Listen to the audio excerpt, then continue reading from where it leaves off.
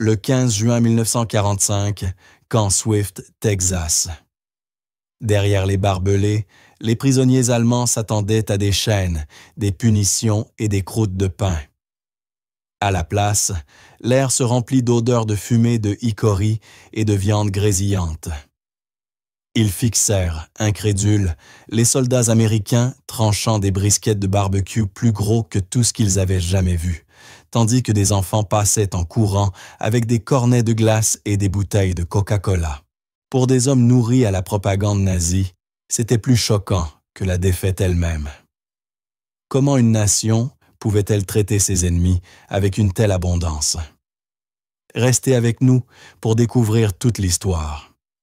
Et si vous voulez d'autres pages puissantes d'une histoire méconnue, n'oubliez pas d'aimer, de vous abonner et de soutenir cette chaîne. Juin 1945, un gros titre enflamma certains journaux en Europe. Des femmes allemandes PG en Amérique. Cela sonnait sensationnel, presque scandaleux. Un mélange de curiosité et de suspicion.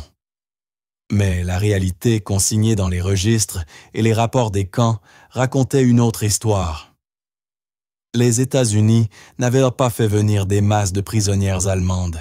C'était presque exclusivement des hommes, des vétérans de l'Afrika Korps de Rommel et des divisions de la Wehrmacht capturées en Tunisie et au-delà. Pourtant, le mythe avait du pouvoir, et c'est là que s'ouvre la brèche du paradoxe. Le monde s'attendait à des barbelés, à la cruauté et à la privation. Au lieu de cela, sur le sol américain, se déployèrent l'abondance, la décence et des repas dont les prisonniers n'avaient jamais osé rêver. La rectification compte, car elle révèle quelque chose de plus profond. Un titre trompeur promettait le spectacle. La réalité offrait quelque chose de plus subversif. Les États-Unis avaient accueilli plus de 425 000 prisonniers de guerre allemands entre 1943 et 1946. Ils furent logés dans des camps disséminés du Maine au Texas, étroitement surveillés, mais traités dans le cadre des conventions de Genève. Plus encore, ils furent nourris, vêtus et souvent intégrés en périphérie de la vie américaine quotidienne. Le contraste entre l'attente et la réalité devint la véritable histoire, et pour beaucoup d'Allemands, ce fut bien plus choquant que n'importe quelle rumeur de femmes derrière les barbelés. Considérez l'ironie. Le Reich avait bâti son mythe sur l'image de démocratie décadente et faible. Les soldats étaient mis en garde contre la corruption américaine, la pauvreté masquée par la propagande, des pénuries alimentaires pires qu'en Allemagne. Un journal de l'Afrika Korps, confisqué sur le front tunisien, avertissait « Les Américains affament leur propre peuple ». Et pourtant, ils inondent le monde de mensonges sur leur abondance. Et pourtant, en quelques semaines après la reddition, ces mêmes soldats mordraient dans des morceaux de bœuf si grands qu'ils semblaient plus proches d'obus d'artillerie que de rations. Cette histoire ne parle pas seulement de régime et de menus de camp. Elle raconte une bataille des perceptions qui se joua non pas avec des fusils, mais avec du brisket et du Coca-Cola. Elle montre comment l'exposition quotidienne au trop-plein pouvait accomplir ce que les tracts et les discours n'avaient jamais pu, démanteler la certitude de la propagande nazie. J'ai été choqué, se souvint plus tard un prisonnier, de voir les Américains jeter ce que nous, en Allemagne, considérerions comme des trésors, même des croûtes de pain, des épluchures de pommes de terre ou de la graisse de bacon. Ce choc fut la première fissure dans un mur idéologique. Pour comprendre comment un barbecue au Texas put devenir une arme dans l'arsenal de la démocratie, il faut ramener les prisonniers au point de départ, les déserts d'Afrique du Nord, la reddition qui stupéfia le monde et les longues convois bondés à travers l'Atlantique. Ce qu'ils virent au cours de ces voyages et ce qu'ils verraient ensuite devait renverser tout ce qu'ils croyaient savoir. Mais 1943, la poussière de Tunisie retombe, alors que des colonnes de soldats allemands et italiens exténués entrent dans la captivité. Le prestigieux Afrika Korps du maréchal Erwin Rommel s'était battu avec acharnement, mais les lignes d'approvisionnement étaient étranglées. Le carburant avait disparu, et les Alliés poussaient avec une force écrasante. En quelques semaines, près de 275 000 soldats de l'Axe déposèrent les armes. Ce fut l'une des plus grandes redditions de la guerre. Beaucoup s'attendaient à l'exécution, ou au mieux à des marches de prison sanglantes sous le soleil du désert. Au lieu de cela, on les entassa dans des camions, on leur donna de l'eau et on leur annonça une destination au-delà de l'imaginable, les États-Unis. La première étape fut Alger, puis Oran, des ports gonflés de Liberty Ships. Ces chevaux de trait d'acier de l'industrie américaine avaient été conçus pour transporter cargaisons, chars, céréales, carburant à travers des mers infestées de U-boats. Maintenant, paradoxe qui paraissait surréaliste jusque pour les marins, ils transportaient une cargaison humaine, des dizaines de milliers de prisonniers chaque mois. Entre juin 1943 et la fin de la guerre, plus de 30 000 prisonniers allemands par mois traversèrent l'Atlantique, des couchettes entassées dans les cales, des barbelés tendus sur les ponts et des gardes aux fusils à verrou patrouillant dans les allées étroites. L'odeur était inoubliable, en brun salé filtrant par les panneaux d'acier, mêlé à la sueur, à la laine humide et à l'acidité du mal de mer. Dans ces espaces confinés, les prisonniers murmuraient, incrédules. « Ils nous envoient en Amérique », griffonna un diariste, « la terre de lait et de miel », comme dit le Führer avec sarcasme. Mais le doute s'estompa. Même dans les cales, des plateaux arrivaient avec des portions inimaginables en Europe. Du pain blanc et moelleux, de la viande, même du beurre. Un soldat se souvient. « Sur le navire, nous mangions mieux qu'au front. Je ne savais qu'en penser. » Au-dessus, les Liberty Ships filaient en convoi, escortés par des destroyers, suivis par des regards fatigués scrutant l'horizon à la recherche de périscopes. Des meutes de U-boats rôdaient encore. Les prisonniers écoutaient le sifflement aigu et rapide des moteurs, le bruit sourd des grenades sous-marines roulant dans la mer, puis le silence étrange qui suivait lorsqu'aucune explosion ne se produisait. Chaque détonation leur rappelait que leur vie dépendait désormais de la marine ennemie. L'ironie n'échappait à personne. Des soldats allemands nourris par des cuisiniers américains, protégés par des marins américains, transportés vers la captivité par le même arsenal que leur chef avait qualifié de faible. Le voyage lui-même devint une leçon d'échelle. Les prisonniers comptèrent les navires, des dizaines, parfois plus d'une centaine, avançant en ligne coordonnée. Ils voyaient à les grues décharger des cargaisons à Alger, puis recharger des provisions à destination de l'Europe. Des chiffres circulaient à voix basse dans les cales. Les Américains construisaient un Liberty Ship tous les 3 jours. Pour des hommes venus d'un Reich bombardé, cela donnait l'impression de se trouver au cœur d'une usine infinie, d'une machine qu'on ne pouvait arrêter. Pourtant, dans ces cales sombres et oscillantes, un autre paradoxe naissait. Les gardes n'étaient pas cruels.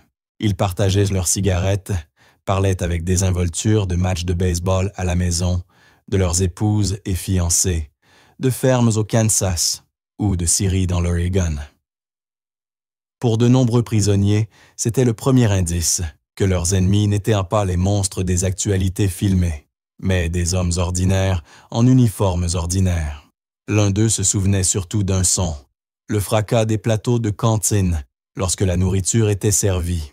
Ce son, dira-t-il plus tard, c'était l'Amérique pour moi. Il signifiait que j'allais manger.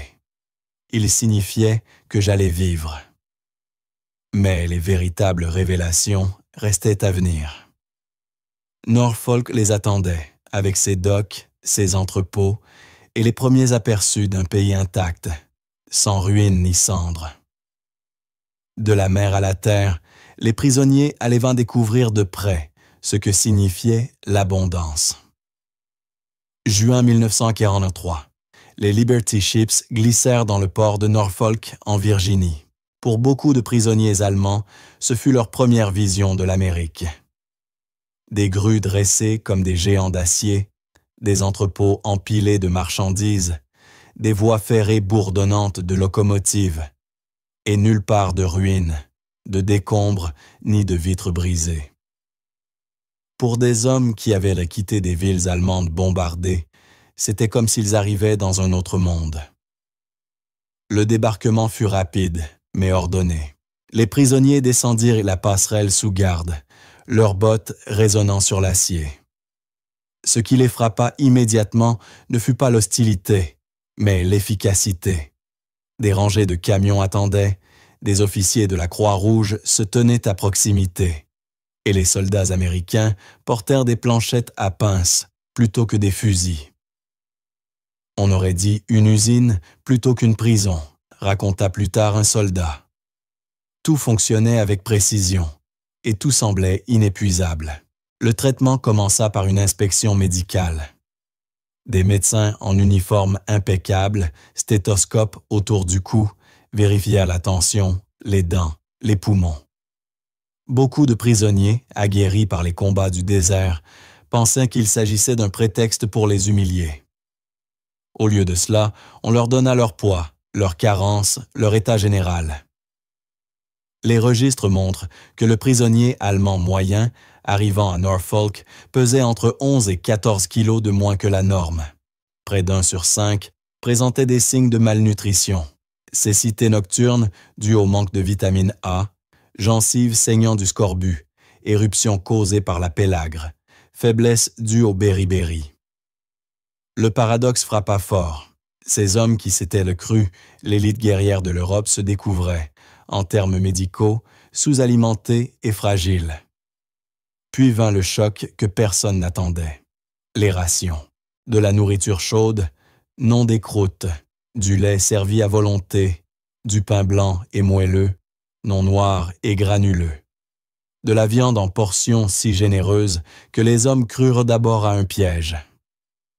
L'un d'eux se souvient, « Nous attendions les caméras, convaincus que tout cela n'était qu'une mise en scène, mais personne n'est venu. » La nourriture était réelle. Dans les camps de transit, le menu suivait la norme de l'armée américaine. Œufs brouillés, pommes de terre frites, ragoût de bœuf et café, des gallons de café. Pour des prisonniers habitués au breuvage de grains de substitution ou de chicorée, l'arôme des grains torréfiés était enivrant. Les journaux intimes expriment leur incrédulité. « Même leurs soldats ne mangent pas ainsi, sûrement », écrivit un caporal de Brême. Mais c'était pourtant vrai. Le poids psychologique de ces repas ne peut être exagéré.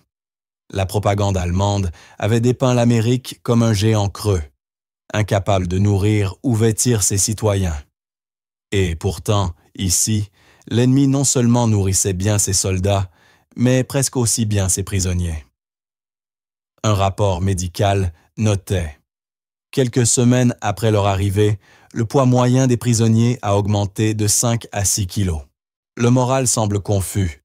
Ils rient en mangeant, puis se taisent, comme s'ils craignaient qu'on leur retire tout. Les centres de traitement offrirent aussi un premier aperçu de l'abondance américaine dans la vie quotidienne. Les prisonniers virent des entrepôts débordant de caisses de fruits, de tabac, même de chocolat.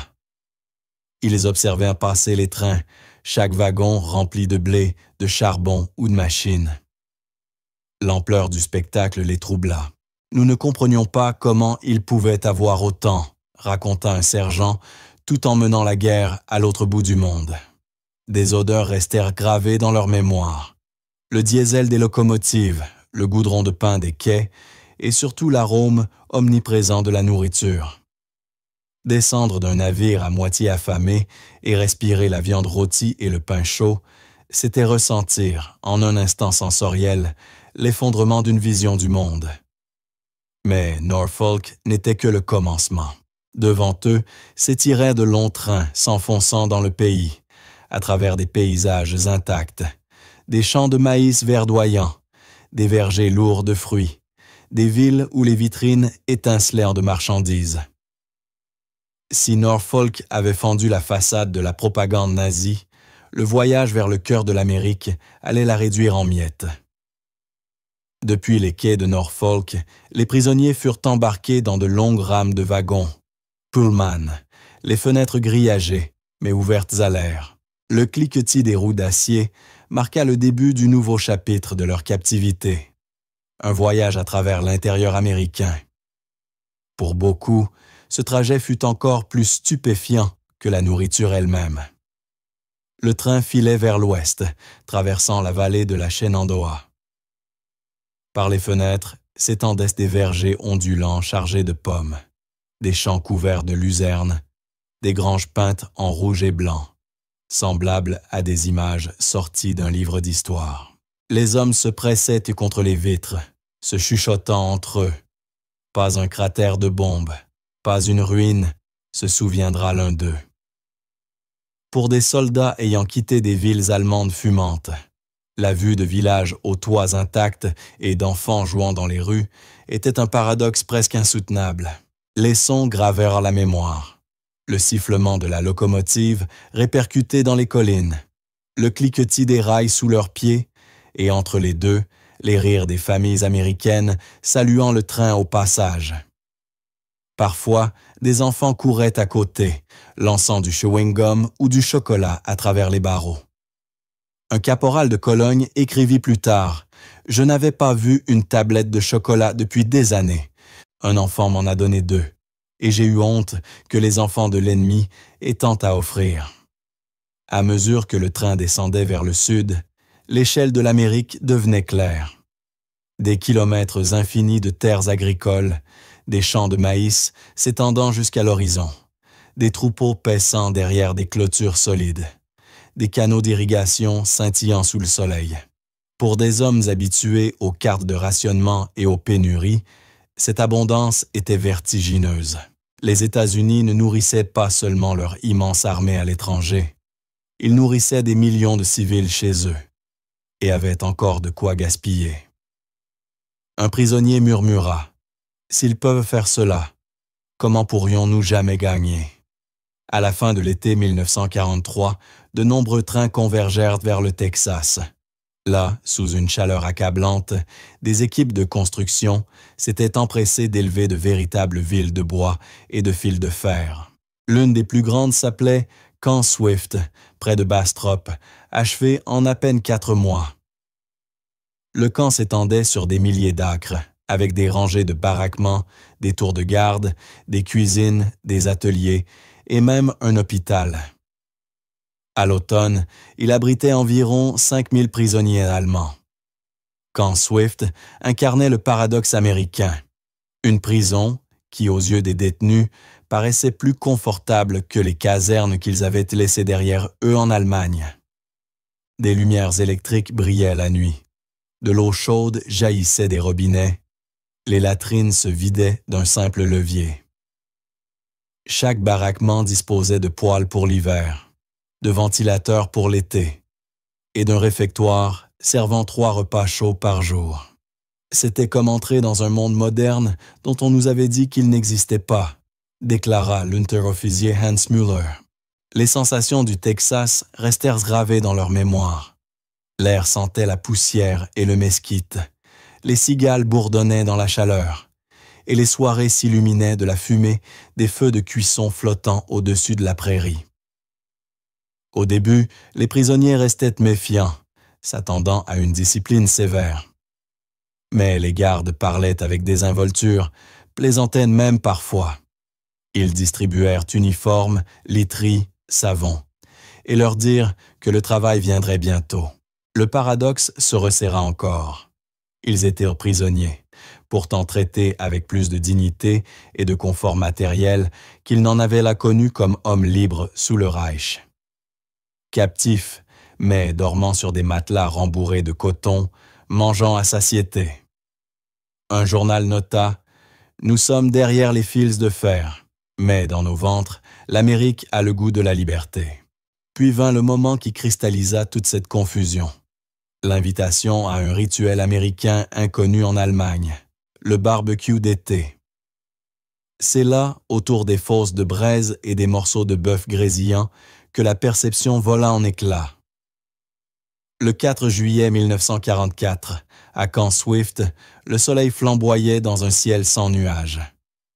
Les cigales crépitaient dans les arbres et la fumée s'élevait au-dessus des barbelés. Pour les prisonniers allemands, cette date ne signifiait rien. Un jour de captivité de plus. Pour les Texans, c'était le jour de l'indépendance, synonyme de nourriture, de musique et de rassemblement. En fin d'après-midi, le paradoxe se déploya.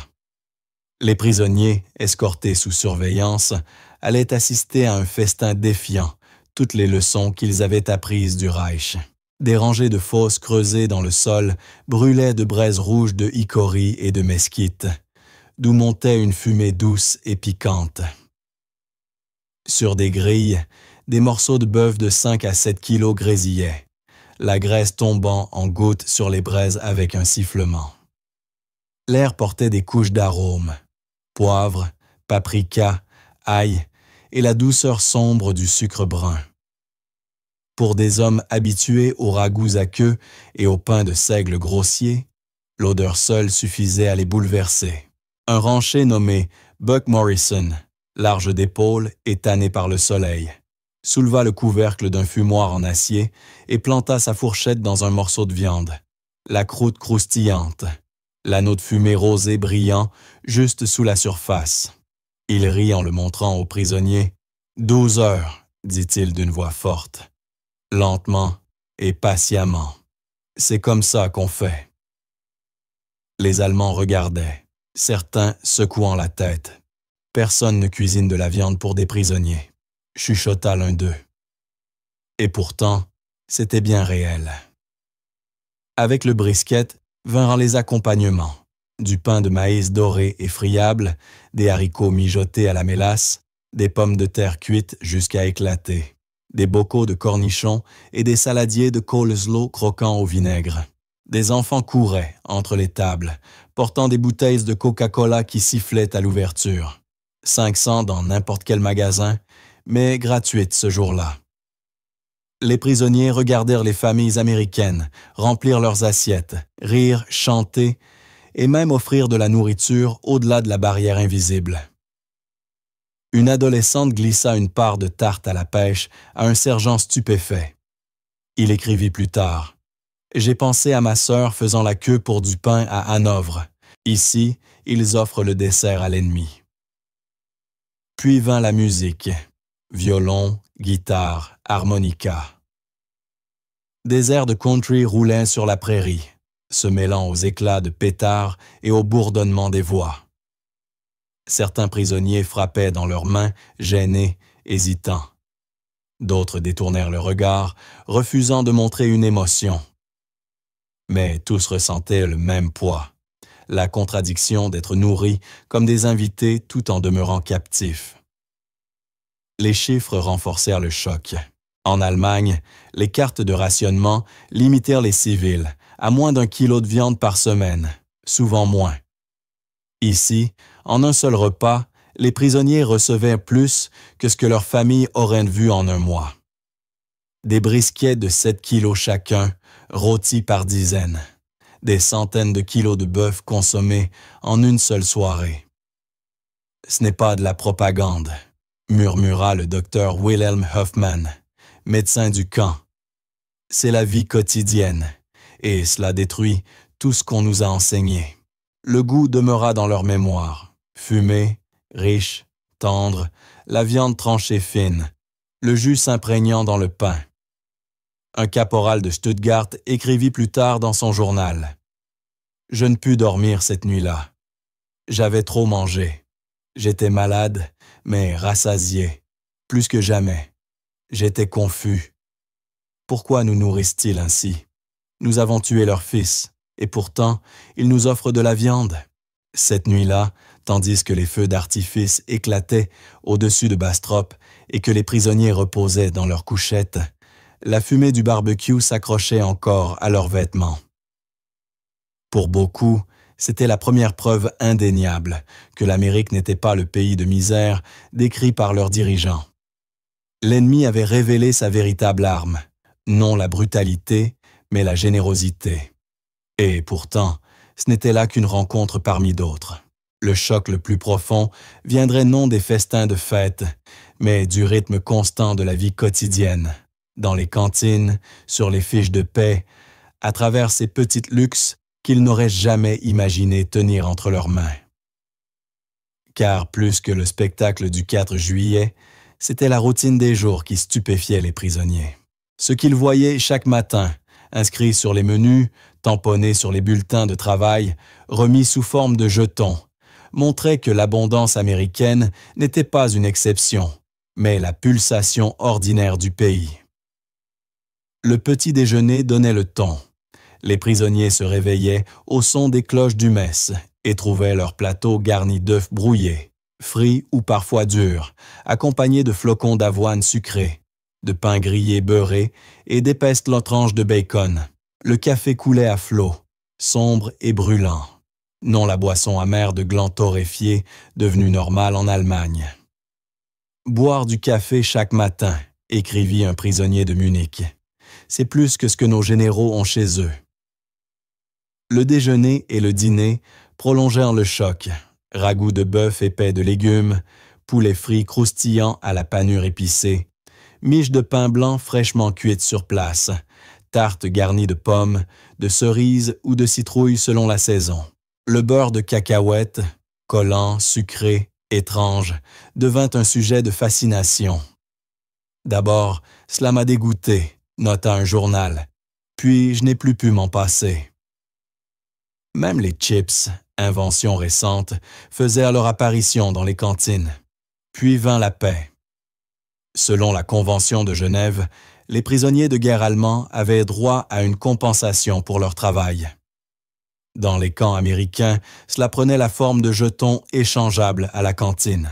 Avec cela, les hommes pouvaient acheter des cigarettes, des barres de chocolat, du savon, de la crème à raser, du papier à lettres, et, à leur immense étonnement, du Coca-Cola en bouteille, servi glacé. Un sergent bavarois écrivit « Je m'assis à l'ombre, buvant un Coca-Cola en écoutant la radio. Je me disais, ce ne peut pas être la captivité. » Les chiffres les frappaient autant que les plaisirs. L'armée américaine attribuait aux prisonniers presque les mêmes rations qu'à ses propres soldats, environ 3500 calories par jour, contre à peine 1500, parfois moins, pour les civils allemands à la fin de 1944. Tandis que les familles allemandes faisaient la queue des heures pour quelques grammes de beurre, les prisonniers aux États-Unis en étalèrent généreusement sur du pain blanc, sans y penser. L'écart les rongeait, mélange de culpabilité, d'incrédulité, d'envie et de gratitude. Même le divertissement faisait partie du tableau. Les camps disposaient de bibliothèques remplies de romans américains, de classiques allemands, même de Goethe traduits.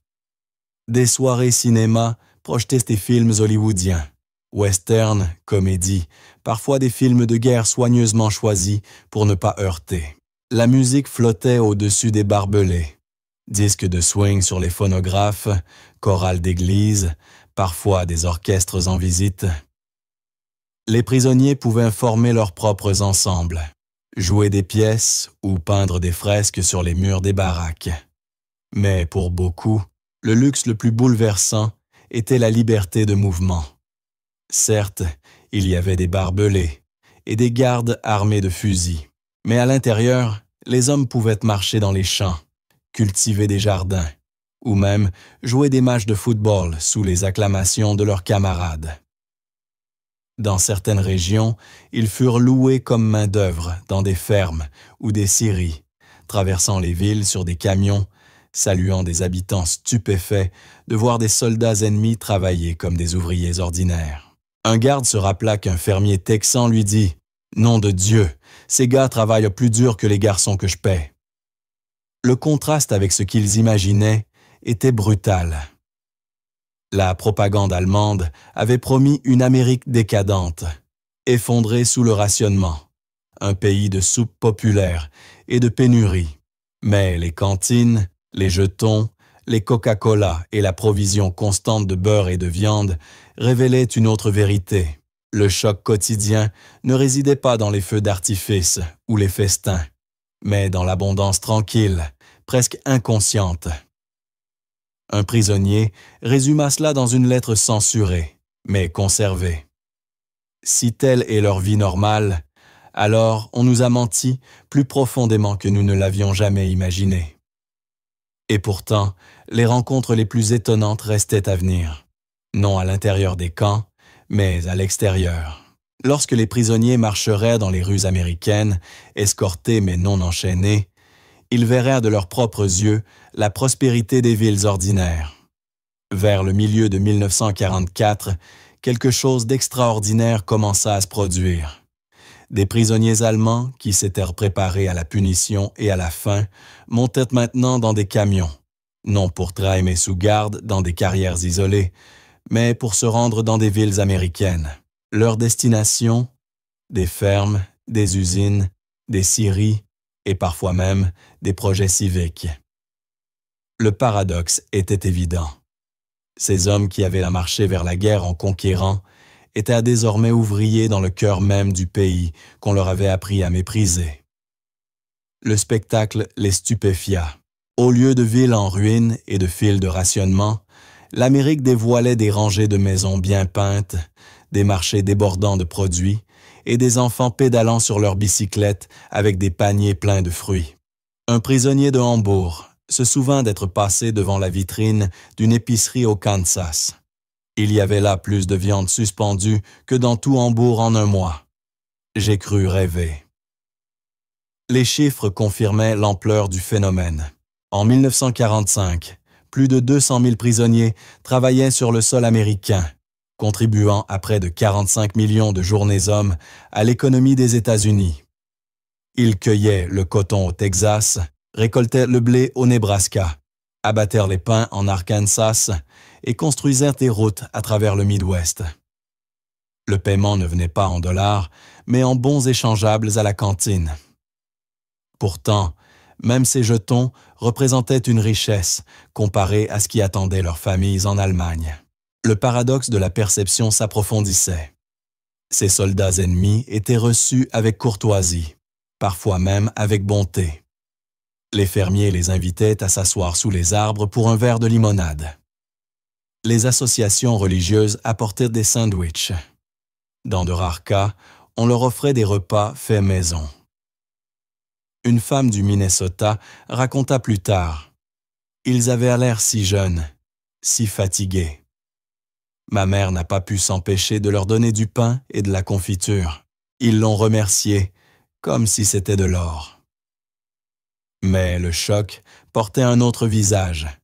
Les prisonniers s'attendaient à la haine, à des insultes, peut-être à des jets de pierre. À la place, ils découvrirent des Américains, ni affamés, ni abattus, mais prospères d'une façon qu'ils avaient cru impossible. On les conduisait à travers des champs de maïs s'étendant à perte de vue, des silos à grains s'élevant comme des tours, et des trains de marchandises si longs qu'ils semblaient sans fin. L'ironie était cruelle. Tandis qu'ils s'émerveillaient de cette abondance, les lettres venues de chez eux décrivaient la misère. Les rations en Allemagne étaient tombées en dessous de 1200 calories par jour pour les civils. À la fin de 1945, les villes n'étaient plus que gravats. Le combustible manquait et les enfants s'évanouissaient à l'école de faim. Pourtant, en Amérique, les prisonniers traversaient des villes où les boulangeries jetèrent les pains invendus à la fermeture, où les enfants achetaient des cornets de glace avec quelques pièces, où les barbecues s'allumaient dans les jardins chaque week-end. L'effet était déconcertant. Nous n'avons vu ni pauvreté, ni faim, ni désespoir, admit plus tard un prisonnier bavarois. Ce que nous avons vu, c'était un pays vivant, comme si la guerre n'existait pas. C'est alors que j'ai compris que tout ce qu'on nous avait dit était un mensonge. Pourtant, un doute subsistait. Certains murmuraient que tout cela n'était qu'une mise en scène, que les Américains avaient peut-être organisé cette abondance pour leurs yeux. Mais chaque sortie hors du camp confirmait la même réalité. Des marchés pleins, des usines actives, des villes intactes, des familles vivant sans peur. Même l'air, chargé d'essence, de viande grillée et de pain chaud, respirait une vie impossible à simuler.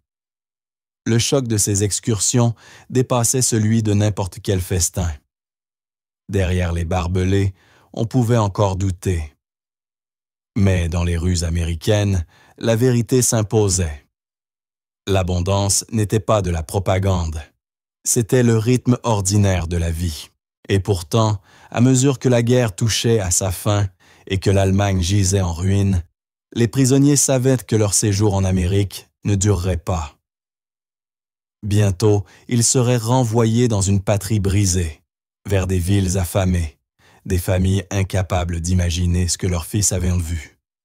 À la fin de 1945, le grand retour commença. Les trains grondèrent à nouveau, non plus chargés d'hommes venant du front, mais de prisonniers en route vers les ports. De là, des convois de Liberty Ships les ramenèrent à travers l'Atlantique. Mais cette fois, il n'y avait plus de mystère sur ce qui les attendait. L'Allemagne n'était pas la terre d'abondance décrite dans la propagande. C'était un désert de ruines, d'usines vidées, de cartes de rationnement promettant plus qu'elles ne livraient. Le contraste entre le départ et l'arrivée fut déchirant.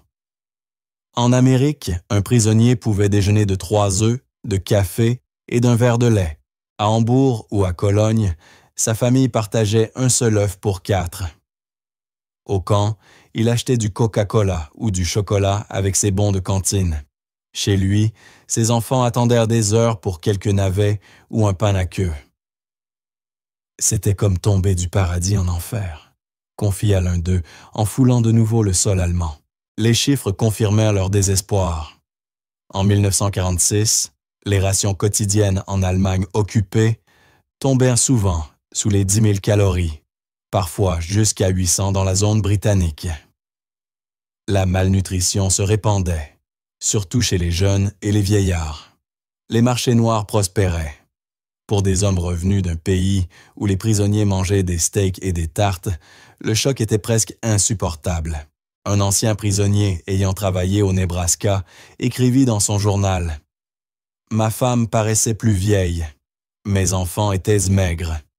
Je ne pouvais pas leur expliquer qu'en prison, je mangeais mieux qu'eux dans la liberté. » Et pourtant, au milieu de la faim et de la culpabilité, quelque chose persistait. Le souvenir de ce qu'ils avaient vu. Ils avaient vécu dans une démocratie qui traitait ses ennemis avec décence, qui permettait aux prisonniers de gagner un salaire, de lire, de jouer au football et même de goûter au barbecue les jours de fête nationale. Ils avaient vu des supermarchés débordants, des fermes prospères et des civils vivant sans crainte des bombardements. Le paradoxe demeurait. Ils étaient devenus en conquérants, persuadés d'être les maîtres d'une nation décadente et vacillante. Ils repartirent humiliés, convaincus que la plus grande arme de l'Amérique n'était ni ses chars, ni ses avions, mais son abondance, sa facilité, sa prospérité ordinaire. Des décennies plus tard, un vétéran résuma tout dans une phrase. « Nous avons été vaincus 2 fois, d'abord par leurs armées, puis par leur mode de vie. » Certains emportèrent cette leçon dans la reconstruction de l'Allemagne. Les anciens prisonniers revinrent avec un nouveau respect pour la démocratie, pour la justice et pour les possibilités de la paix. Les historiens ont noté que l'expérience des prisonniers de guerre allemands devint une influence discrète, mais réelle dans la réconciliation d'après-guerre. Ils avaient entrevu l'avenir, écrivit un chercheur, parce qu'en Amérique, même captifs, ils avaient déjà vécu à l'intérieur de cet avenir. L'histoire des prisonniers de guerre allemands en Amérique n'est pas celle de la cruauté, ni de la privation, mais celle du paradoxe. Des soldats ennemis qui s'attendaient à des chaînes trouvèrent du Coca-Cola. Ils s'attendaient à des croûtes de pain et trouvèrent des festins de barbecue. Ils s'attendaient à de la propagande et trouvèrent la vérité quotidienne inscrite dans les calories, les bulletins de paix et les marchés débordants. Au bout du compte, les barbelés rouillèrent, les camps se vidèrent, les hommes rentrèrent chez eux. Mais le souvenir demeura, et avec lui, une leçon qui traversa le temps.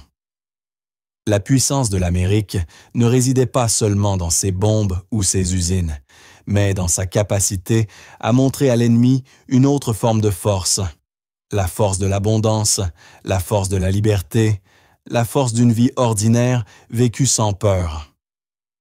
En fin de compte, la plus grande arme de l'Amérique ne fut pas la bombe, mais l'abondance.